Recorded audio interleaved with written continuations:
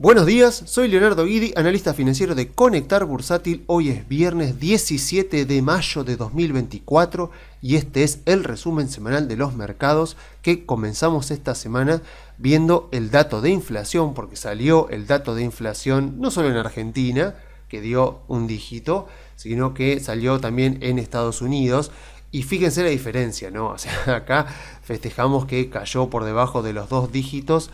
En Estados Unidos vino acorde a lo esperado. Algunos dijeron que bueno, que fue un poco mejor de lo esperado. O sea, y por eso es tan cierto cuando habla el profe Juan Carlos de Pablo y dice qué fácil que la tienen a veces, mucho, durante largos periodos de tiempo, los presidentes de los bancos centrales de Europa, de Estados Unidos, donde las diferencias, las sorpresas que puede tener el mercado es de 0, y no en Argentina que son de doble dígito, a ver si viene de un dígito de más 1, más 2, más 5, más 6%. Bueno, acá en Estados Unidos el mercado se alegró porque la inflación vino de 0,3% y la inflación núcleo, que está más alta que el dato general de inflación, también continúa bajando. Vemos acá el dato que incluye todos los ítems, o sea, el índice completo de inflación. Vemos que venía varios meses acelerándose, pero volvemos a lo mismo, ¿no? Acelerándose 0,2, 0,3, 0,4,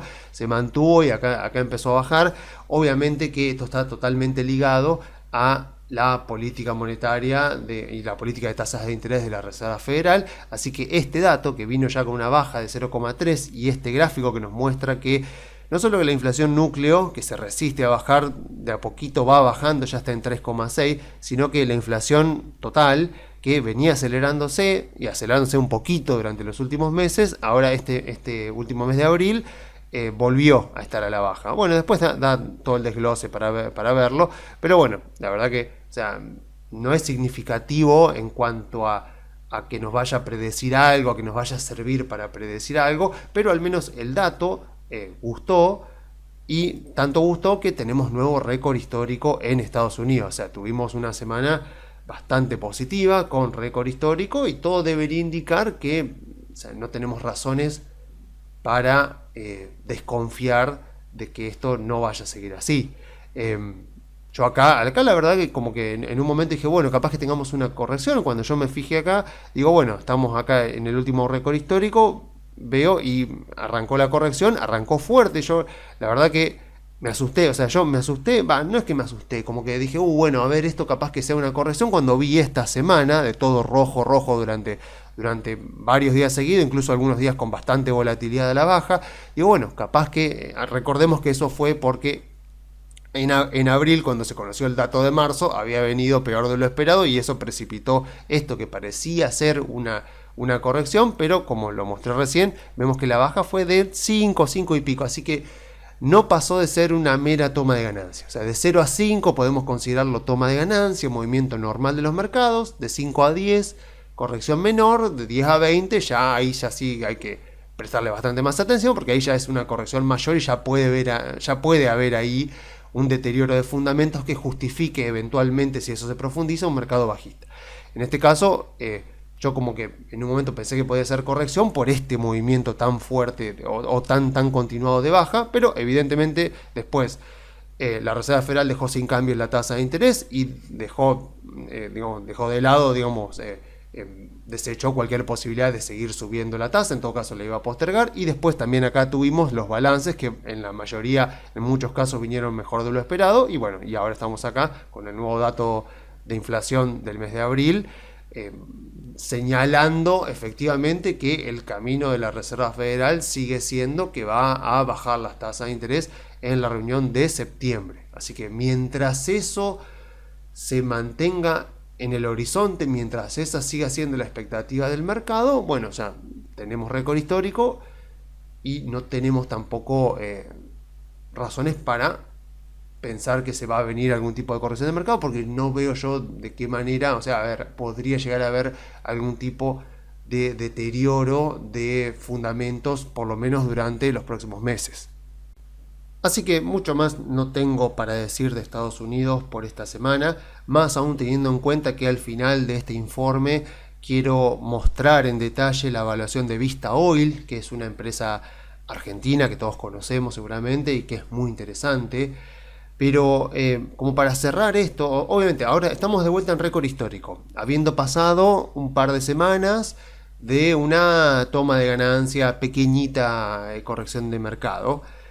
Y esta corrección de mercado obviamente, o toma de ganancias, dio oportunidades. Y me parece, sobre todo, por ejemplo, en empresas como Meta, que me sigue pareciendo que con lo mal que fue tomado el balance, para mí por las razones equivocadas, está dando una buena oportunidad, que Tesla sigue dando una buena oportunidad, que Google sigue siendo una buena oportunidad de compra. Con Apple no me voy a meter porque tengo pensado hacer la evaluación de Apple ahora en estas semanas, así que veré después ya con los números actualizados. Pero, digamos, un paper muy bueno de Michael Mauboussin, que ya lo traeré más adelante a estos informes seguramente, porque ahora como que lo estoy volviendo a revisar. Es un paper no es tan conocido, que trata de explicar un poco temas de ineficiencias de mercado, o sea, de quién está del otro lado cuando vos crees que tenés una ventaja, o sea, cuando vos crees que estás como comprando algo que parece muy barato, o sea, o que vos notás que está subvaluado. Vos decís, bueno, pero para que yo compre algo que yo creo que está muy barato, alguien me lo tiene que vender. Y casi por sentido común, ese que me lo vende, ya sea una persona o una empresa, tiene que estar pensando más o menos lo contrario que yo. Entonces, lo que hace Mauboussin es explicar un poco las diferentes ineficiencias de mercado que pueden ocurrir y que nos dan una ventaja para decir, bueno, aprovecho este activo que está cotizando a una evaluación muy baja y que es injusto, o sea, no se correlaciona la cotización, la evaluación con el verdadero valor de la compañía, y eso me da a mí una ventaja para poder tener una ganancia que supere a los índices sin necesariamente asumir un mayor riesgo que el índice, ¿no? que tener un portafolio diversificado. Entre las varias ineficiencias que describe, una que a mí que me parece una de las más relevantes es lo del tema del cambio de narrativa. Entonces, no tengo problema en volver a decirlo las veces que sea necesario. 2022 fue un año muy interesante porque vimos la semana pasada las características de los compounders, estas empresas que son capaces de hacer crecer sus ingresos y sus ganancias porque tienen ROIs muy altos a lo largo no solo de un trimestre o un año, sino de varios años porque tienen fuertes ventajas competitivas. Y en 2022 vimos eso, vimos muchos compounders caer a valuaciones ridículamente baratas. Entre ellos, vuelvo a remarcar el caso notable de Meta, que era increíble las narrativas que se decían acerca de la compañía y después terminaron siendo totalmente falsas. O sea, no solo la empresa se recontra recuperó, sino que TikTok, que se la veía como una amenaza, está muy cerca de ser totalmente baneado en Estados Unidos, o sea, prohibido directamente que se descargue y se instale en celulares de Estados Unidos. O sea, dicho sea de paso, China prohíbe, obviamente las aplicaciones de Meta están todas prohibidas en China, Amazon también, o sea, bueno, ya eso lo sabemos. Pero las razones de Estados Unidos no es por un tema político como lo hace China. Bueno, sí, es un tema político, básicamente porque espiaban, básicamente. O sea, se usaba para hacer espionaje. Entonces, fíjese cómo cambia la narrativa. Entonces, acá lo mismo. O sea, acá tuvimos un par de semanas de caídas en varias empresas, como los balances por ahí no gustaron, hubieron caídas mayores. Pero pensemos en general, ¿no? En general, ¿cuál fue la narrativa de esta pequeña toma de ganancias que duró un par de semanas? Y la narrativa era que el dato de inflación había venido mal y por lo tanto la Reserva Federal iba a tardar más en bajar las tasas de interés, capaz que no las bajara durante todo este año. Y esa fue la narrativa. Fíjense ahora con qué rapidez, y por eso es tan interesante ver lo azarosos que son los mercados a corto plazo, lo difíciles de predecir que son los mercados a corto plazo, porque así como arrancó la narrativa, así cambió. Y chao, hoy ya nadie está cuestionando eso. ¿Y quién te dice? La semana que viene capaz que lo vuelven a cuestionar, porque sale una información que todavía no se conoce y capaz que lo vuelven a cuestionar y volvemos a tener bajas, o capaz que no, capaz que sale Powell a hablar y da una señal de que podría llegar a bajar la tasa de interés en julio y no en septiembre, y tenemos súper récord histórico y otra súper semana. Entonces, los mercados son muy impredecibles a corto plazo por este tipo de flujo de información y por cómo cambian las narrativas, porque están muy alteradas y afectadas por el sentimiento inversor, por cómo cambia la psicología de las masas, que es justamente una de las cosas que habla Mabousin en su paper.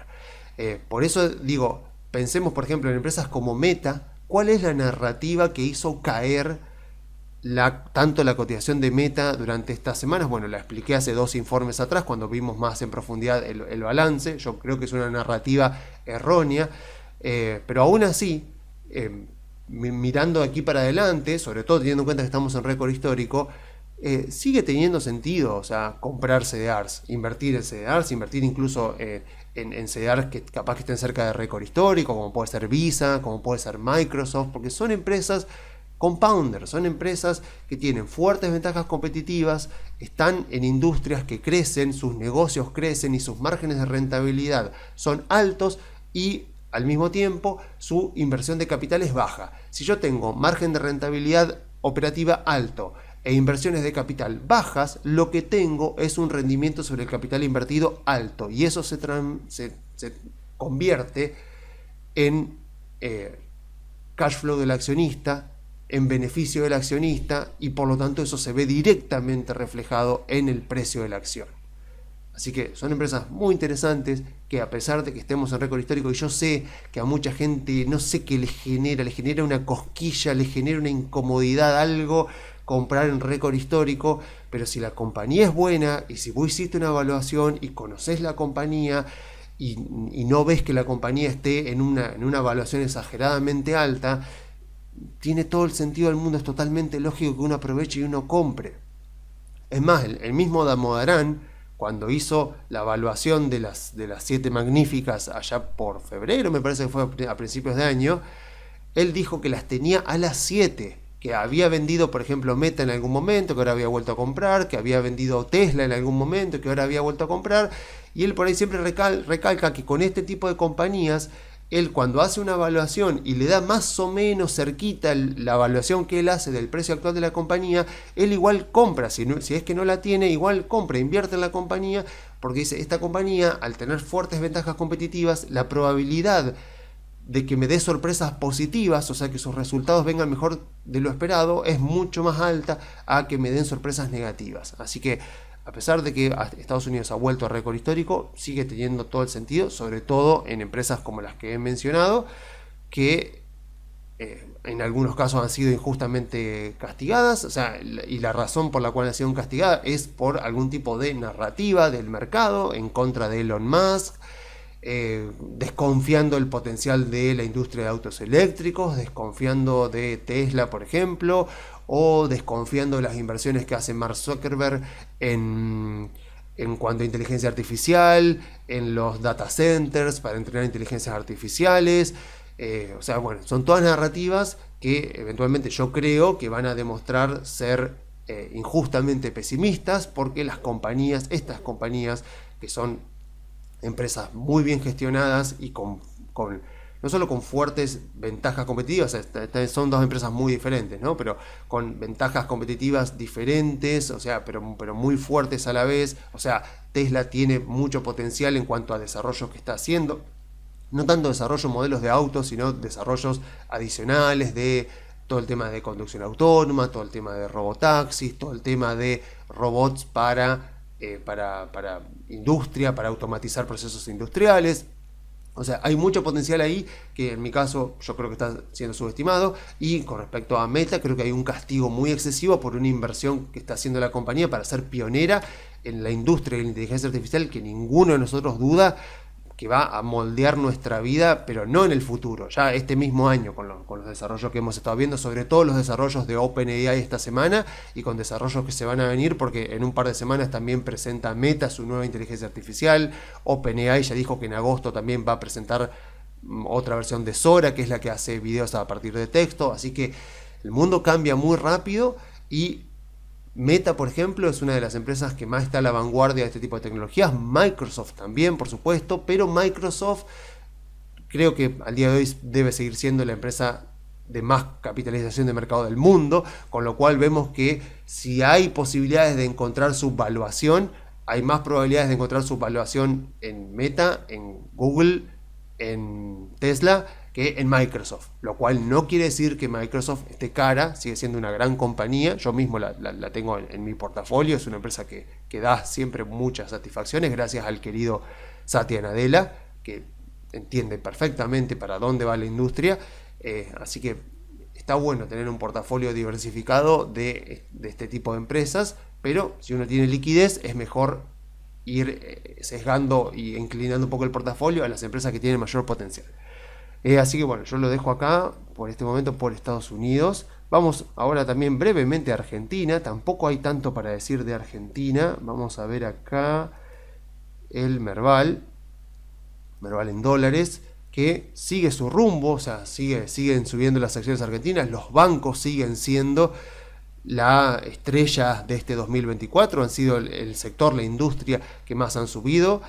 Sigo teniendo una gran preferencia por bancos, como digo, o sea, Banco Macro sigue siendo lo que más le sugiero a los clientes, porque es el banco con los activos más sólidos, pero eso no quiere decir que Galicia o Superville o Francés, incluso los bancos del panel general han tenido rendimientos impresionantes, sobre todo, creo, diría yo, los bancos del panel general han tenido rendimientos impresionantes, obviamente que no es gratis, o sea, riesgo igual a rentabilidad.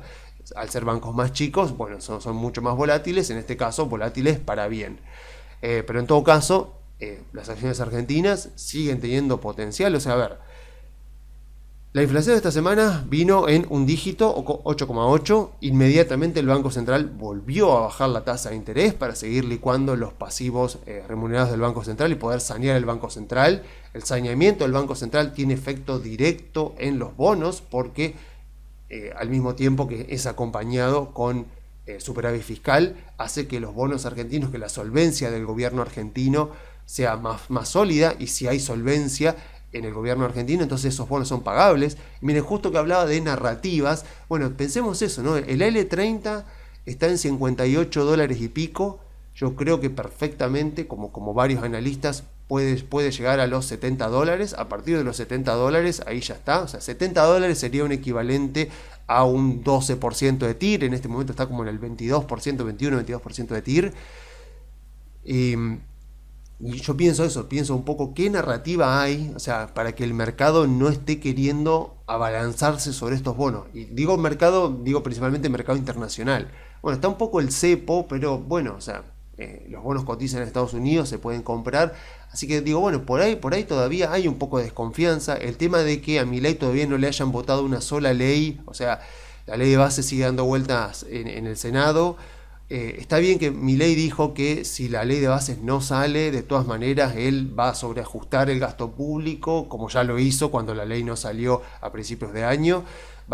O sea, que no se negocia la baja de la inflación, no se negocia el saneamiento del Banco Central, no se negocia el equilibrio fiscal o el superávit fiscal, así que eso lo va a mantener y ya ha demostrado que lo puede hacer sin la ley de bases. El tema es que la ley de bases sí que es importante como punto de partida, por eso justamente se llama así, como punto de partida para una recuperación económica, una recuperación del empleo, porque tiene efectos buenos en el empleo.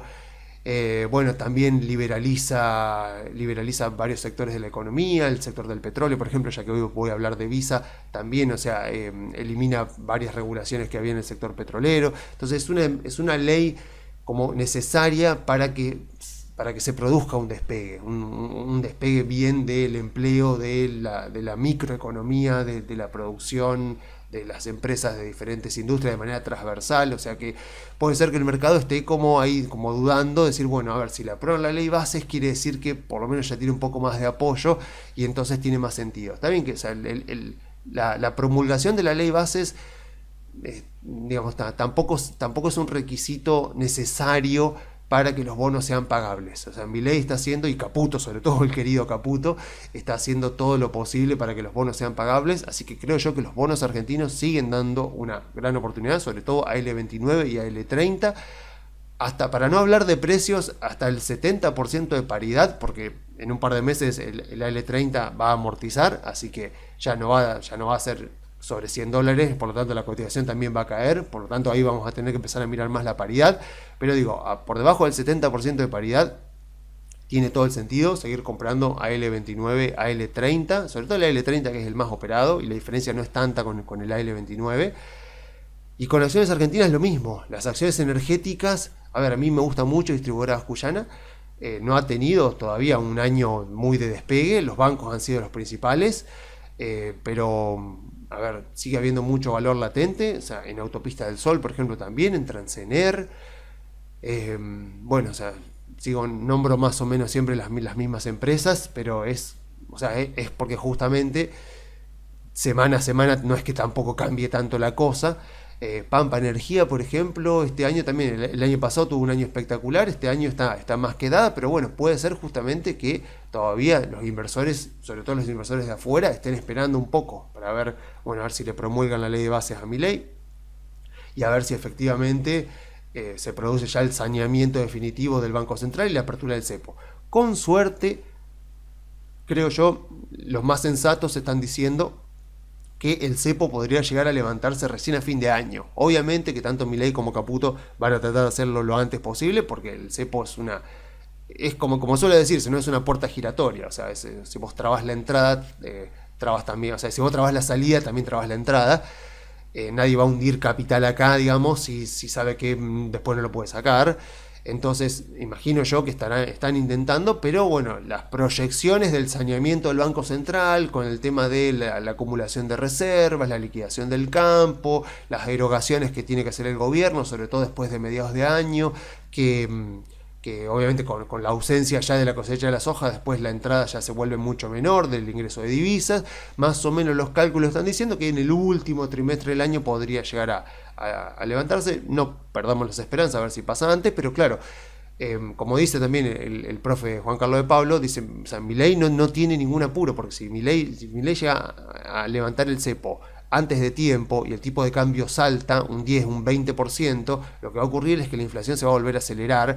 Y la baja de la inflación es la bandera de Milei, es la razón, la principal razón por la cual la gente le da su apoyo a Milei, y mucha gente que lo votó un poco no convencida sigue apoyándolo porque ve que las cosas se están haciendo. Si de repente Milei da un paso en falso, abre el cepo antes de tiempo y de repente el tipo de cambio salta y la inflación se acelera, si se acelera 0,1 como si fuera en Estados Unidos, no pasa nada. Si se acelera 0,5 no pasa nada. Ahora, si se acelera 3, 4 puntos, y ahí sí. Entonces, Milei va a querer evitar ese tipo de errores no forzados, sobre todo porque él también tiene la experiencia de lo que fue la presidencia de Macri. Sabemos que habla mucho con Macri y todo, y bueno, la presidencia de Macri estuvo bastante teñida de errores no forzados. Así que, teniendo en cuenta que Milei tiene mucho menos caudal político que el que tuvo Macri en aquel momento, tiene que tratar de evitar cualquier tipo de esos errores, sobre todo en aquellos aspectos donde él juró que iban a ser sus principales objetivos, o sea, principalmente el tema de la inflación. Así que bueno, estamos acá, veremos entonces qué transcurre la semana a partir de las próximas semanas. Yo creo que sigue habiendo mucho valor, o sea, siguen habiendo oportunidades interesantes tanto en bonos como en acciones argentinas. Y bueno, pasemos ahora sí con la evaluación de Vista Oil. Vamos a ver primero la cotización de la empresa. Así vemos desde dónde partimos. Vista Energy, acá está. Bueno, más o menos en $47.50. Bueno, obviamente, como siempre decimos, la evaluación de una empresa es siempre en última instancia una opinión del analista, en este caso mi opinión, que tiene que estar basada en los cálculos cuantitativos que están en el Excel, pero que parten del análisis cualitativo que yo hice de la compañía y de las proyecciones que por ahí da la propia gerencia, o de las proyecciones que yo puedo hacer en base al análisis que yo haga de la industria, los conocimientos que yo tenga de la industria, de las fuerzas de Porter. O sea, cuando yo analizo una industria, veo las barreras de entrada que tiene esa industria, el poder que tienen los clientes, el poder que tienen los proveedores, la posibilidad de productos o servicios sustitutos, la competitividad que hay entre los actuales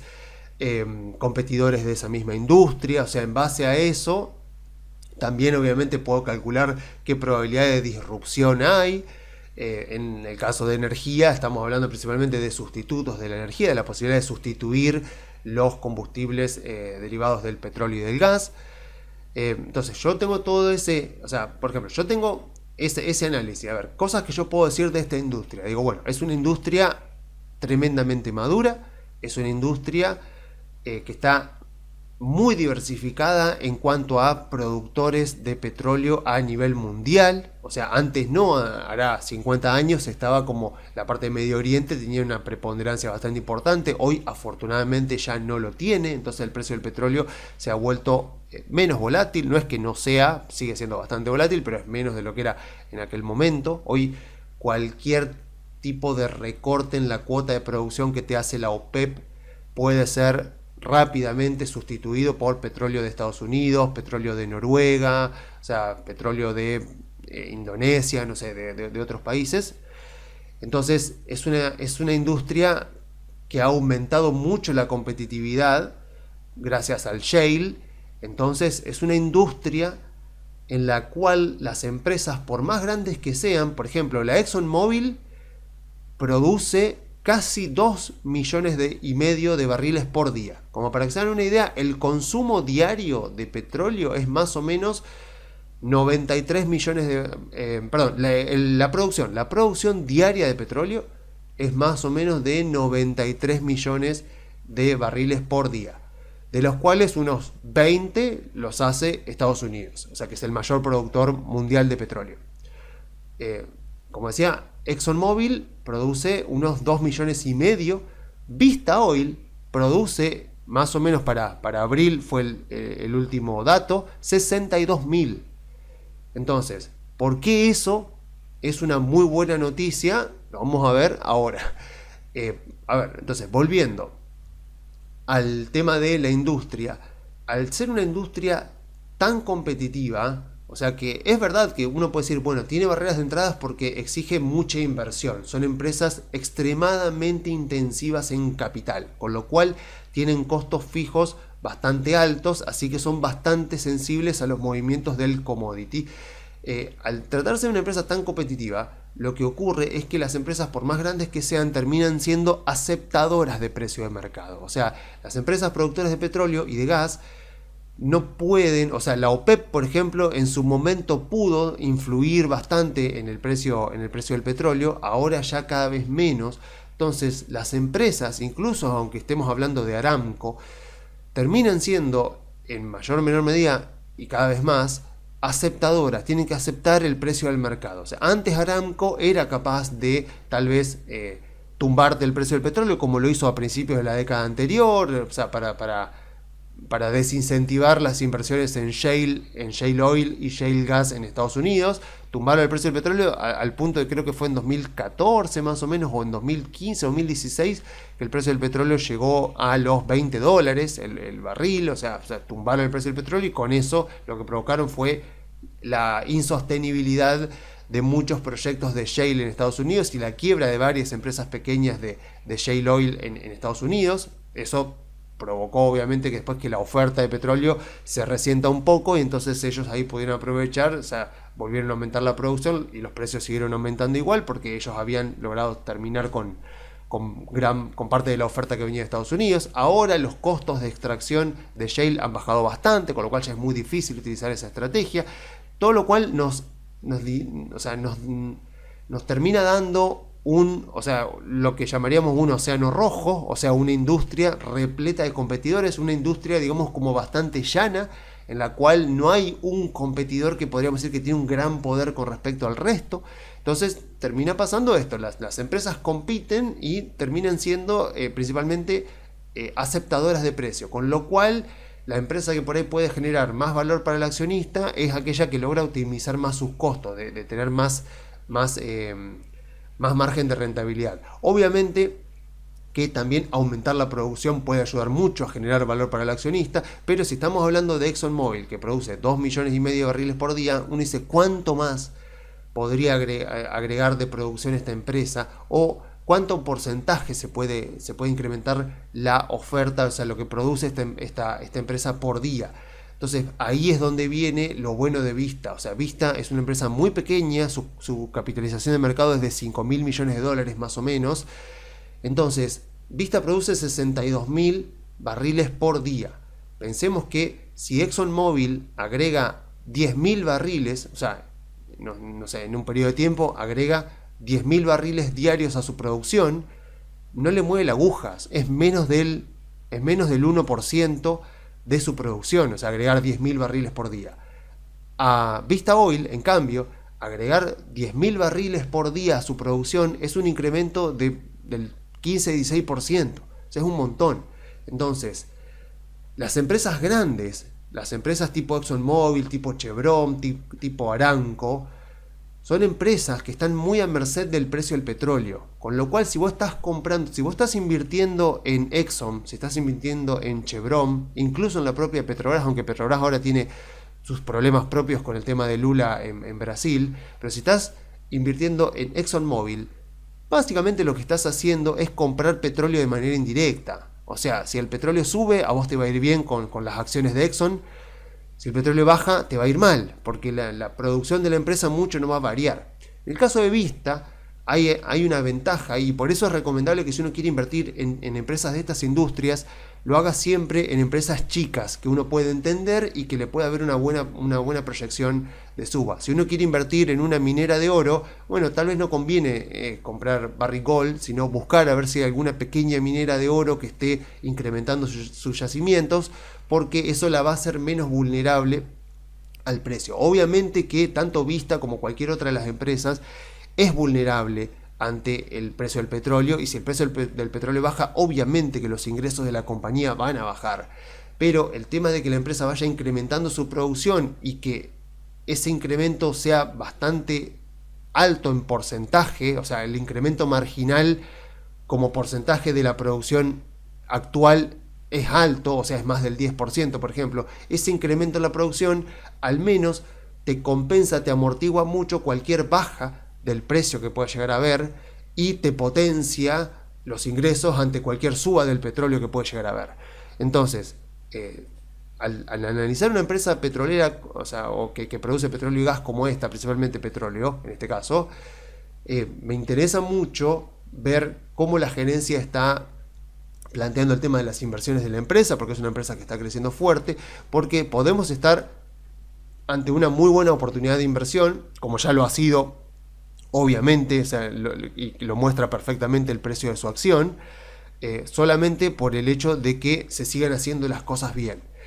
Entonces, ¿cómo puedo yo hacer para entender la compañía si yo no la conozco, si no sé nada de la compañía? Bueno, lo mejor es ir a la parte de relaciones con el inversor de la compañía. Como yo les digo, acá están los documentos que las empresas tienen que publicar ante la Comisión Nacional de Valores de Estados Unidos, y en esos documentos ellos están obligados también a poner unos ítems que expliquen qué hace la compañía, cómo está constituida la compañía, los negocios que tiene, la rentabilidad, las proyecciones, el equipo directivo, remuneraciones de los directivos, o sea, mucha información importante para el accionista.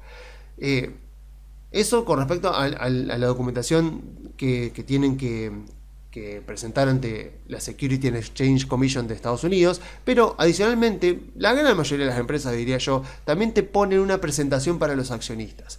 Entonces, viendo esa presentación para los accionistas, que las empresas deberían actualizarla cada 3 meses, no lo hacen, pero deberían, ahí vos podés entender bastante bien la compañía. Entonces, fíjense que acá está ahí, en el cuarto ítem de acá, o sea, acá tienen los hechos relevantes, los estados financieros, que son los que utilicé para hacer la evaluación, reportes anuales, y acá está la presentación para accionista, que es puntualmente esta. Dice que es de mayo de 2024, pero gente que conoce la compañía me dijo que estas proyecciones son viejas, son incluso de finales del año pasado.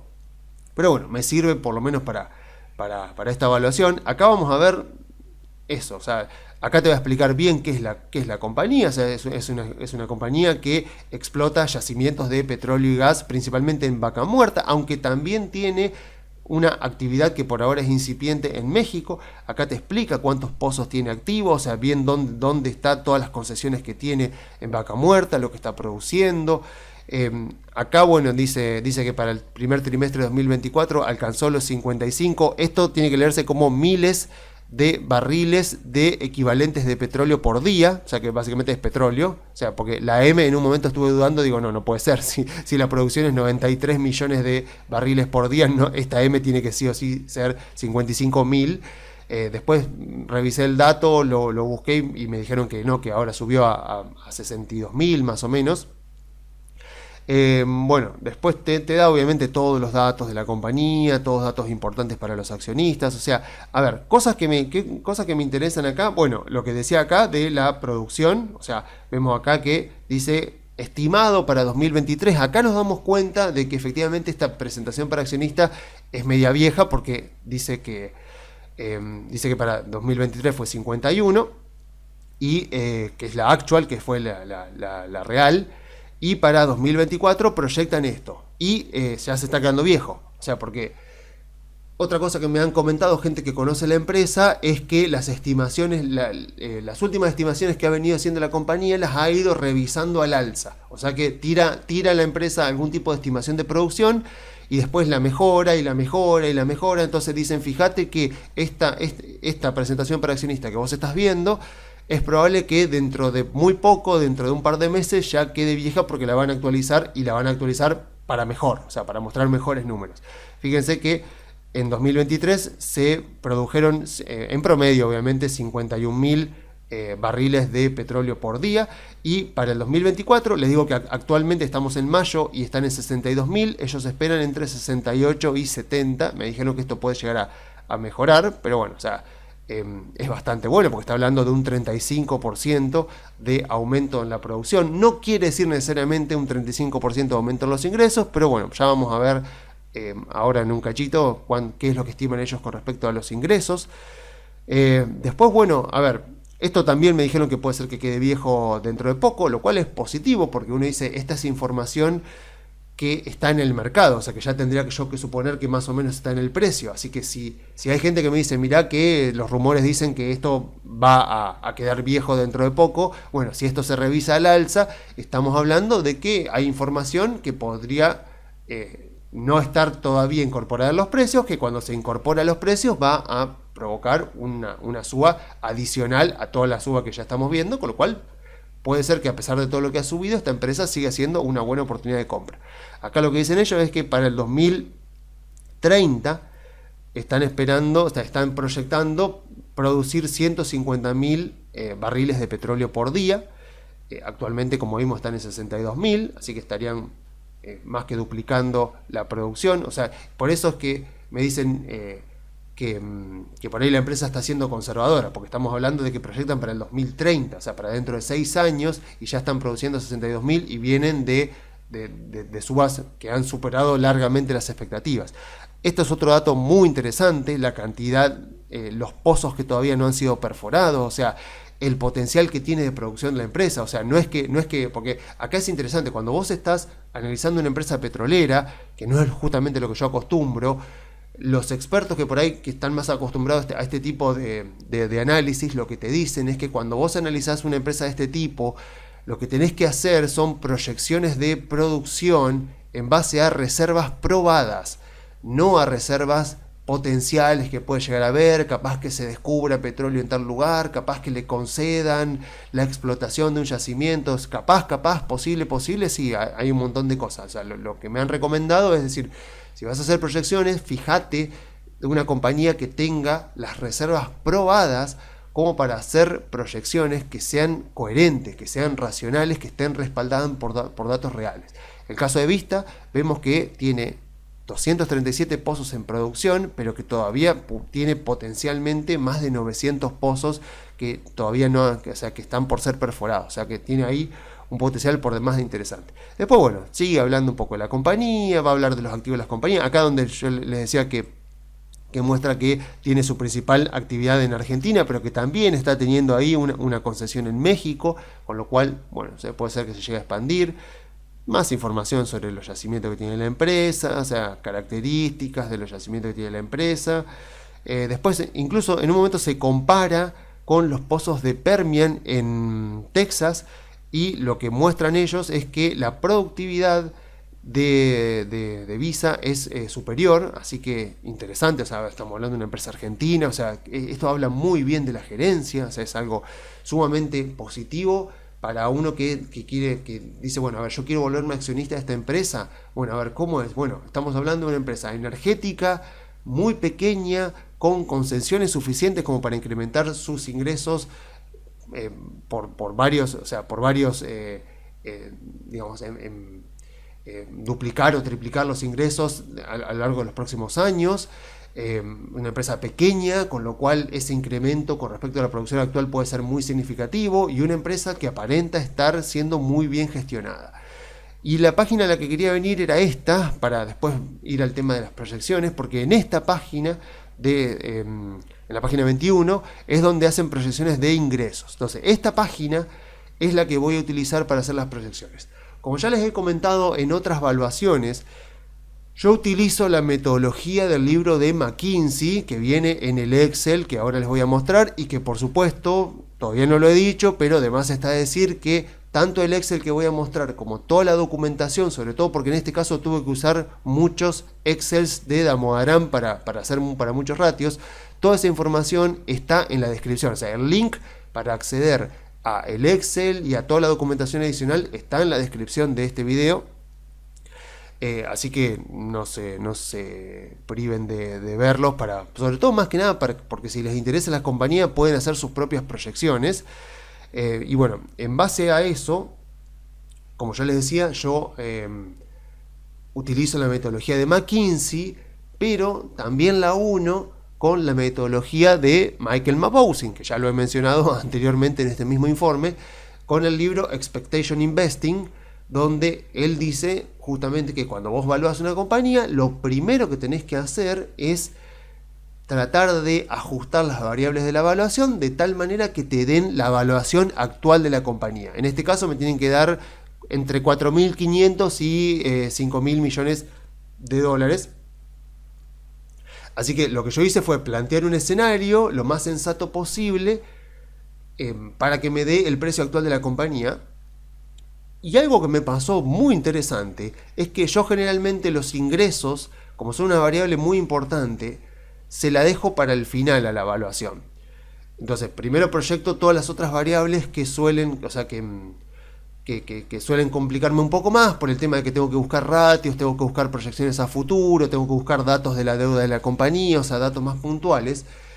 Y lo que me pasó en este caso es que cuando seteé todas las otras variables y fue a proyectar los ingresos, en este caso dije, bueno, no voy a hacer una proyección lineal de ingresos porque tengo proyecciones de ingresos de la propia gerencia. Voy a suponer que el mercado le cree a la compañía, entonces voy a hacer proyecciones para 2025 y 2026 que sean acordes a estos números que están en esta página.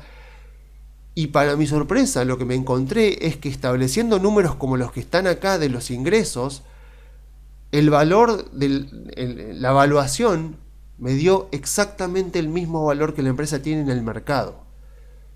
Muy sorprendente, porque además me está como ratificando que el mercado le cree a la gerencia. O sea, que el mercado le está creyendo a las proyecciones que está haciendo la gerencia. Y por lo tanto, si vengo diciendo que posiblemente estas proyecciones se queden viejas, posiblemente estemos ante una empresa muy interesante para seguir invirtiendo en ella a pesar de todo lo que ha subido.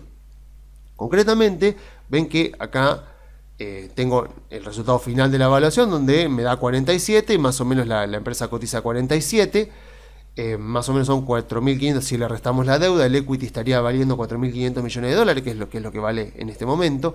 Lo que yo les comentaba estaba en este ítem de acá, que es en el tema de los ingresos. Fíjense, o sea, a ver, una aclaración muy importante que tengo que hacer es que en estas proyecciones, o sea, en estas proyecciones lo que parece es que la gerencia está parada al principio de 2024 y las proyecciones son para 2024, 2025 y 2026, pero son para el año calendario completo. Y eso me jode un poco, porque yo no estoy parado ahora en principios de año, yo estoy parado en el Q1, o sea, después del primer trimestre. Entonces yo la proyección, como dice acá, yo estoy parado en el Q1. Entonces cuando yo hago mis proyecciones para 2025, no puedo utilizar completamente este dato de 2.000 millones de dólares de ingresos para la compañía, porque esto es para todo el 2025 y yo estoy parado, o sea, la proyección que yo tengo que hacer es para el Q1 de 2025. Entonces es como que tengo que hacer un prorrateo. Y lo mismo cuando proyecto el Q1 de 2026, o sea, acá lo que me dice es que la empresa va, o sea, ellos estiman ingresos por 2.350 millones de dólares para todo 2026 y acá me marcan cómo subió el objetivo. Este es el objetivo previo era 1.600 y ahora subió a 2.350. Entonces digo, bueno, yo tengo que proyectar también ingresos teniendo en cuenta esto para 2025 y 2026, pero no puedo proyectar para el año entero, porque tengo que proyectar para el Q1. Después cuando yo proyecto para el Q1 del 2027, ven que ya sí proyecto 2.400, más o menos, porque acá tengo 2.350. Entonces, a ver, más o menos yo intenté hacer el prorrateo, me daría un crecimiento de aquí, parado en el Q1 2024 al Q1 2025, me daría un crecimiento del 45% de los ingresos, que es muchísimo, pero es lo que estima la compañía. Entonces me daría 1.715 millones. La empresa espera para todo el 2025 2.000 millones. Después para el Q1 2026 2.110 millones. Y después 2.400. O sea, a ver, estos tres números, ¿de dónde saqué estos tres números? Bueno, los inventé yo. O sea, repito, toda evaluación es siempre y en última instancia una opinión. O sea, yo dije, bueno, estoy más o menos parado acá. Las proyecciones que vienen después, quiero que sean lo más conservadoras posibles, porque no quiero pasarme de exceso de confianza. No quiero tener un sesgo de exceso de confianza y después creer que la empresa está barata cuando no lo está. Entonces yo dije, bueno, para el Q1 del 2027, si acá está proyectando 2.350, como mínimo para el Q1 tiene que ser un poco más alto. Entonces le puse este 15% que me da 2.426, que me parece un número coherente. Ojalá que me quede chico, ojalá que me quede corto, ojalá que supere completamente las expectativas, pero este fue el último número que establecí, o sea, ya todo lo otro yo lo había establecido y increíble, sorprendentemente, la verdad, sorprendentemente, cuando voy a ver el valor de la compañía me dio exactamente $47. Entonces digo, bueno, puede ser que el mercado entonces le esté creyendo a la gerencia y esté descontando un poco esto en los precios. ¿Por qué? Porque después, cuando yo estuve viendo el resto de las variables, más que nada yo hice una proyección no muy diferente a lo actual. O sea, hoy por hoy la empresa ven que ha venido mejorando, y esto habla muy bien de la gerencia, ha venido mejorando los márgenes de rentabilidad bruta bastante bien. Yo creo que no va a ser capaz de mantenerlos, pero bueno, los ha venido manteniendo y los ha venido incrementando, así que bueno, digo, por los próximos 5 años puedo pensar que los puede llegar a mantener. Obviamente, si me pongo un poco más pesimista y bajo esto, obviamente que el valor de la empresa va a caer. Pruébenlo, descárguense el Excel. Yo no quiero que esto se haga otra vez excesivamente largo. Descárguense el Excel, cambien los números acá y vean si yo cambio este número, cómo me repercute. Este dato, bueno, los gastos de administración no son muy significativos, los otros gastos menos todavía. Tema del capital de trabajo, más o menos mantuve la realidad actual de la compañía, que dicho sea de paso, también machean bastante, se igualan bastante a las proyecciones, a los datos que muestra Damodaran. Acá en varios lugares van a ver que hay links a páginas de Damodaran, que son básicamente los datos de los ratios de diferentes variables que participan en una evaluación, pero para mercados emergentes, que básicamente si no lo tenemos a Damodaran no sé qué haríamos en este sentido. Después un dato muy importante que que también tenemos que proyectar es el tema del CAPEX. En este caso la empresa no tiene investigación y desarrollo, o sea, no invierte casi nada en investigación y desarrollo, así que estamos hablando principalmente, cuando hablamos de CAPEX, hablamos principalmente de propiedades, plantas y equipamiento, que básicamente es lo más importante en una empresa de extracción de producción de petróleo. Entonces, viendo los ratios anteriores, ven que la empresa está como invirtiendo mucho más de los ingresos. Es una empresa, o sea, vemos que si yo tomo los activos fijos, o sea, propiedad, planta y equipamiento en relación a los ingresos de la compañía, vemos que la compañía está invirtiendo bastante más del dinero que le ingresa. Entonces, como la empresa está en completa expansión, yo básicamente asumí lo mismo e incluso en varios momentos se lo mejoré, porque también en momentos del pasado fue mayor. Si acá yo bajara este dato, que tendría todo sentido, si yo acá pusiera un 180, posiblemente me mejorara bastante el ratio. Acá puse también el Excel de Damodaran. Pero a ver, ¿por qué no lo hice? Básicamente por un tema de productividad. O sea, porque si vemos acá, Damodaran, o sea, es un tema cuando vos tenés que hacer una proyección, tener que más o menos proyectar la productividad del capital de la compañía. Entonces, Damodaran utiliza este ratio que está por acá, que yo lo marco en amarillo, este ratio, que es ventas o ingresos sobre capital invertido.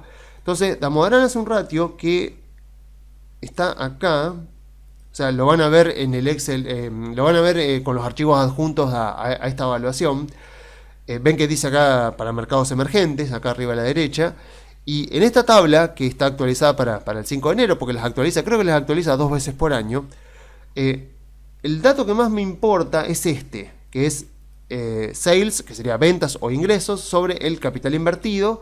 Y vemos que yo acá marqué en amarillo la industria de producción y exploración de petróleo y gas, que sería la industria de vista, pone 0,68. O sea, ventas dividido el capital invertido, a Damodaran le da 0,68. Entonces lo que yo hice acá, en esta pestaña, es, bueno, ven acá el ratio, que sería revenue sobre invested capital, que sería lo mismo. Yo lo que hice fue tratar de ir manejando la cifra para que poco a poco, porque vemos que ahora la empresa es bastante productiva, es más productiva que el resto de su industria.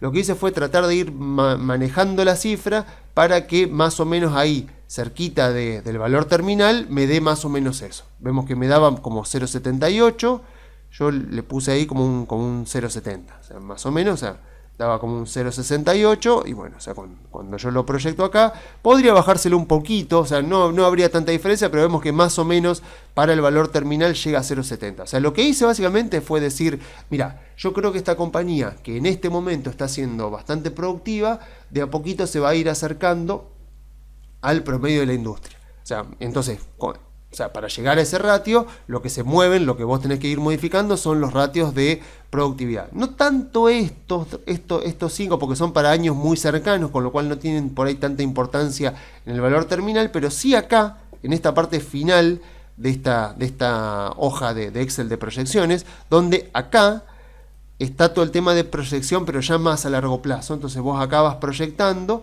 y vos decís, lo que yo voy viendo acá es si cada vez los ingresos representan un menor porcentaje con respecto a las ventas, perdón, si cada vez los activos fijos, o sea, el propiedad, planta y equipamiento representan un porcentaje menor en relación a las ventas, quiere decir que la empresa se va volviendo cada vez un poco más productiva. Y a eso me permite llegar al promedio de la industria. O sea, que tiene sentido porque la empresa es chica, con lo cual a medida que vaya creciendo irá generando más economías de escala y se irá volviendo más productiva, a pesar de que incluso ya es bastante productiva por el tamaño que tiene. Después, bueno, temas de impuestos, utilicé también una tabla de Damodaran para mercados emergentes. Tema de márgenes de rentabilidad, acá también hay un tema importante. Veo que la empresa, si vemos ahora, está siendo muy productiva. Fíjense acá en los estados financieros de la compañía, esta es la fuente, acá arriba está la fuente de la cual yo saqué los datos, esta stockanalysis.com. Estos son los estados financieros de los últimos 6 años. Fíjense que si yo me fijo el margen de rentabilidad, a ver si lo tengo acá, No, si no lo tengo acá, entonces lo tengo acá en Historical Data. Acá 45%, 52%, 36%, digamos, o sea, bastante bien los márgenes de rentabilidad operativa de la compañía. Entonces yo supongo que más o menos seguirán manteniendo. Estamos ahora en un rango de 50 y pico por ciento, que es muy alto para la industria. Entonces yo lo que voy suponiendo es que la empresa irá descendiendo sus márgenes de rentabilidad, que irá bajando su productividad, pero su rentabilidad llegará al 35% en el valor terminal. Básicamente diciendo que la empresa, a medida que crezca, se va a ir acercando cada vez más al promedio de la industria. O sea, digamos, proyecciones conservadoras, o sea, proyecciones acorde a una industria como esta. Si yo estoy haciendo proyecciones de Apple, a diferencia de lo que pasa en esta industria, donde en esta industria las empresas son aceptadoras de precios, Apple puede imponer precios a sus clientes, porque Apple tiene ventajas competitivas percibidas por sus clientes, con lo cual Apple puede darse el lujo de venderle un celular a más de $1000 a sus clientes y la gente lo va a comprar con gusto. Apple puede imponerle precio a sus clientes, las empresas petroleras no. Entonces, cuando yo hago una proyección a futuro, sobre todo en este tipo de empresas, tengo que ser lo más conservador posible. Y lo más conservador sería ir al promedio de la industria o ir incluso por debajo del promedio de la industria. Entonces de esa manera te aseguras de que por lo menos tenés más chance de que la sorpresa sea positiva que negativa. Entonces, pensemos esto. Yo hice todas estas proyecciones antes de hacer la proyección de ingresos y el resultado que me terminó dando fue exactamente el actual. Así que eso me habla bastante bien de lo que el mercado está pensando en este momento de la empresa. Con respecto a costo de capital, bueno, tampoco hay muchas novedades. Con respecto a costo de capital, como no hay deuda, o sea, no he encontrado datos de deuda internacional de la compañía, me tuve que agarrar de información que pone la empresa en sus propios estados financieros, donde ellos dicen, no me acuerdo en qué página era del último estado financiero, pero en un momento cuando ellos hablan del costo de endeudamiento, ellos dicen que el costo de endeudamiento durante el último año para la empresa estuvo más o menos en el 9%, 9,5%. Así que yo más o menos utilicé ese mismo costo de deuda, a pesar de que a nivel local, o sea, de Argentina para adentro, la empresa tiene calificación AAA. O sea, acá puse un par de páginas web, acá está, página 25, ahí está, no me acordaba. Página 25 del último informe financiero, la empresa dice que su costo de deuda de manera internacional estaba más o menos en un 9, 9,5%. Pero para adentro, cuando la empresa emite obligaciones negociables hacia adentro, esas obligaciones negociables tienen AAA. O sea que son obligaciones negociables muy buenas, o sea que por lo tanto rinden menos que esto. O sea que la empresa hacia adentro de la Argentina se puede endeudar a tasas menores que internacionalmente. Pero si yo estoy haciendo la evaluación de la empresa, tengo que sí o sí utilizar una tasa internacional. Así que bueno, tasa libre de riesgo, bueno, estos son datos que saco del mismo mercado, la tasa de Damodaran está también ahí en la página web. Y después el tema del riesgo país, que acá siempre viene un tema de controversia. Como Vista es una empresa que opera en Argentina principalmente y también en México, es una empresa latinoamericana, con lo cual tengo que usar riesgo país. Y yo para todo el periodo, como ven, utilicé 3% de riesgo país. ¿Por qué no utilizo el riesgo país tal como está? O sea, de un 18%, no sé, un 20%, como sea que esté ahora el riesgo país, o menos todavía, pero no sé, un 14, 15% como esté ahora. ¿Por qué no lo uso? Vayan a este paper y averigüenlo. O sea, está bastante bien explicado. Está explicado en el capítulo de McKinsey de mercados emergentes. Está explicado también en este paper que yo pongo el link acá. Es un paper que habla justamente de cómo se penaliza en demasía a una empresa o a un proyecto de inversión cuando uno utiliza una prima de riesgo país directa. O sea que transcribe el riesgo país de Argentina y lo pone directamente en el costo de capital. No hay que hacer eso. ¿Por qué? Porque Vista es una empresa que cotiza en bolsa. Y cotiza en Argentina y cotiza en Estados Unidos. Entonces, ¿qué es lo que pasa? Una persona que compra Vista Oil en Estados Unidos se asume que tiene un portafolio diversificado. Con lo cual no está asumiendo el riesgo total de Vista. Entonces, por eso es que no se puede utilizar una prima directa de riesgo país. Si un inversor estadounidense compra Vista Oil hoy, la puede vender en cualquier momento, no es una empresa de capital cerrado, o sea, es una empresa que tiene toda su información pública y esa misma persona, si quiere tener el 100% de su portafolio en Vista, es su problema. O sea, porque una cosa es si la persona quiere comprar Vista Oil, tiene sentido que penalice la evaluación de la compañía con una prima de riesgo país muy grande, porque el tipo dice, yo te voy a comprar la empresa entera, y yo después si quiero salir no puedo salir. Entonces no solamente voy a estar asumiendo el riesgo de la empresa, sino el riesgo de Argentina, porque voy a estar metido acá y no voy a poder salir con la rapidez que yo quiero. Entonces ahí sí tiene sentido clavarle el riesgo país tipo de 15%, porque vos estás asumiendo un riesgo de liquidez muy grande. Ahora, si yo soy un inversor que tengo cuenta en Interactive Brokers o acá en Argentina y compro CDR o acciones de Vista y quiero tener el 100% de mi portafolio en Vista Oil, es mi problema. O sea, yo no me estoy diversificando porque yo no quiero.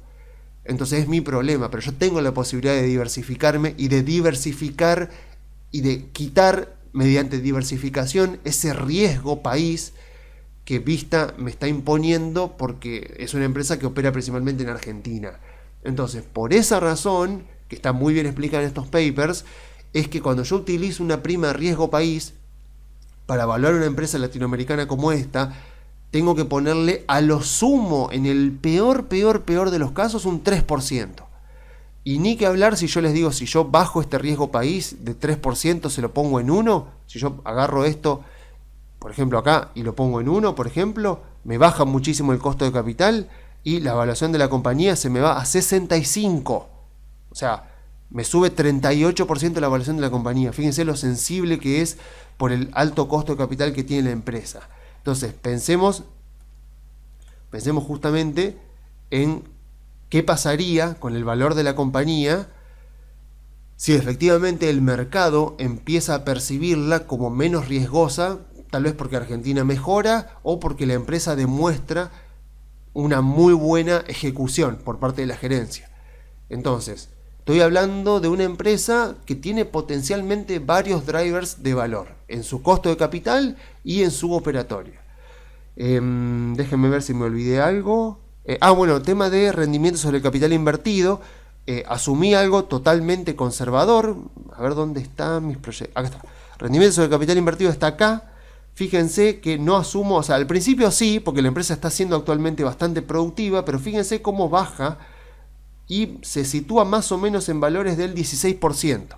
Y recordemos que el costo de capital en el valor terminal, más o menos, está en el 11, casi 12%. O sea, si acá en el valor terminal el WACC es 11,73 y yo acá tengo un rendimiento sobre el capital invertido de 17 y pico, quiere decir que tengo un spread positivo. ¿Se acuerdan que la semana pasada veíamos la evaluación de Beyond Meat y veíamos que este spread era negativo, con lo cual la empresa estaba destruyendo valor? En este caso, yo lo que voy a asumir, porque la empresa sí me lo demuestra, es que la empresa es capaz de construir y de crear valor para el accionista, así que yo supongo que lo va a seguir haciendo, no con un gran porcentaje. Seguramente si esta fuera una empresa tecnológica, esto estaría arriba del 20%, como ya lo hemos visto en casos de Meta, en casos de Google, incluso en casos de Microsoft, pero por tratarse de una empresa petrolera está bastante bien.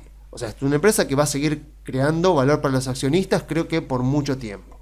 Entonces, bueno, dicho esto, ya está. O sea, a ver, esa sería la evaluación de la compañía. O sea, lo que yo veo es que hoy la empresa vale $47. Ven todas las proyecciones que hice, bastante conservadoras. Acá en el costo de capital tengo margen para decir, che, si este riesgo percibido desde afuera a vista baja, la verdad que es que acá hay una fuente de valor potencial, no tanto porque la compañía lo esté haciendo muy bien, sino porque baja el riesgo percibido, y si baja el riesgo percibido, los inversores extranjeros van a estar dispuestos a pagar valuaciones más altas por la compañía. ¿Cuánto más altas? Lo vimos recién, puede ser que incluso un 30-40% más altas del precio actual. Pero como eso no depende tanto de nosotros, sino del riesgo percibido desde el extranjero, concentrémonos principalmente en otras fuentes de valor, por ejemplo, la que más me importa, que es esta, la de los ingresos. O sea, si efectivamente hay gente que me está diciendo, mira, estas proyecciones de ingresos que las sacamos de acá, de la página 21 de la presentación del accionista, si esto efectivamente queda viejo, yo a esto lo voy a tener que revisar al alza, y si yo a esto lo reviso al alza, los resultados en la evaluación de la empresa pueden llegar a ser muy buenos. Por ejemplo, estoy acá en un 15%, digo, bueno, ¿qué tal si en vez de 15% esto puede llegar a subir un 20%? Y la empresa puede, al Q1 del 27, estar en 2.500 millones de dólares de ingresos. ¿Qué pasaría con la evaluación de la compañía? Bueno, vemos que no sube demasiado.